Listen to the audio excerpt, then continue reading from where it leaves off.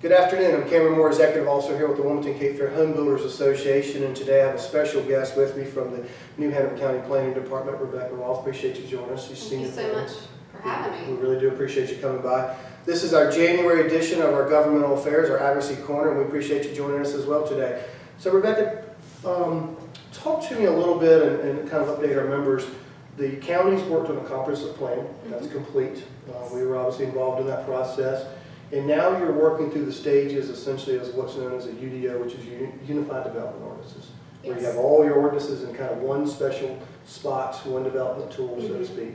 Talk a little bit about what that is, kind of moving from the comp plan and what the UDO is and kind of how they interplay with each other. Okay.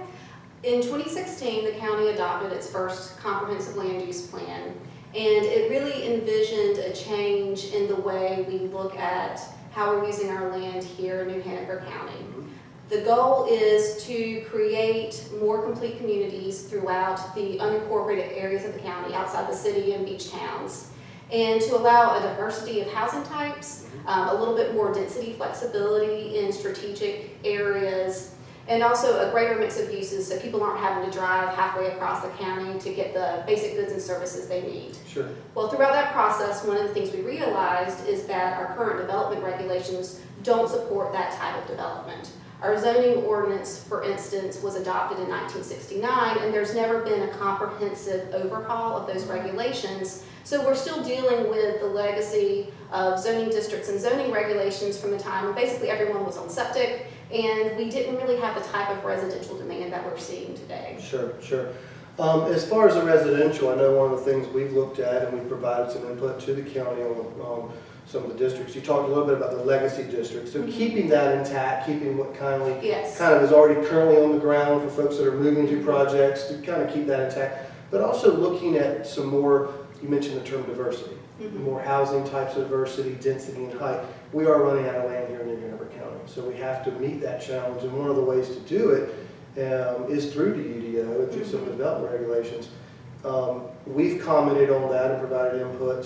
Talk a little bit about some of the new districts y'all are looking at as far as bringing, really they'll be floating districts, they'll kind of be there, but talk a little bit about what they're, kind of what they'll look like. Okay, well, you're right. Our approach is we don't want to go out there and do a complete overhaul of what people already have on the ground. Right. People have a lot of permissions in place, and we didn't want to really change the way people were already using their property. But we wanted to give more tools, we wanted to give more options. Sure. And so what we decided to do is that, since one of the things we want to do with this project is to better coordinate with the City of Wilmington, especially in those areas where we share some common boundaries like Monkey Junction, we're basically modeling our new residential districts and our new commercial districts on districts that the city already has in place. Okay. So in terms of residential, there are R5 district and there are RMF districts. Gotcha. So that we can allow a little bit more flexibility in terms of density and housing type than we currently have.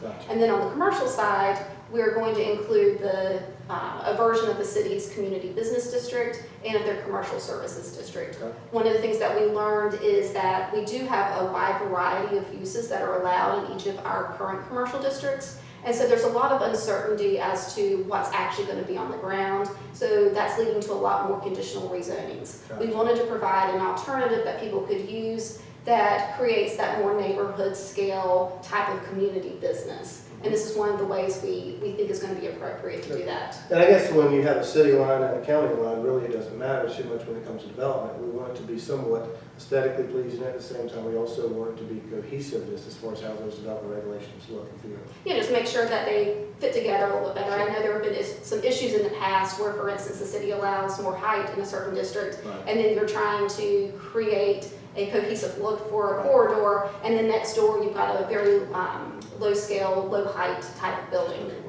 Well, we appreciate you coming by today and updating our members. Now the code that the county has and that you guys have been working on is out for public comment in certain sections of the code right now. Real quick for our membership, where can we go if members looking at this video, where can they go to get that and download that? On the county's website, we do have a specific page for the UDO project. And if you go to there, you can look at the project documents and see all the information that we sent out to the public back in August when we had our work session with the planning board.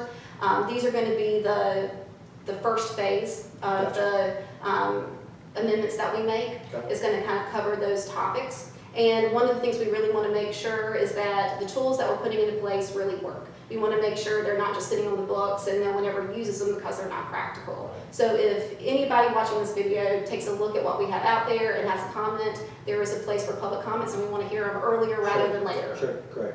Well, we appreciate you coming by today. Thank you as always. And Thank you you. put a lot of hard work in that, and we really do appreciate it. So Thank you. with that, we thank everybody for joining us today for our Governmental Affairs Advocacy Corner, January. We'll be back February, and I'm sure we'll have you again on because this is a long process, and so we'll be talking about this for a while. So thank you again. Thanks.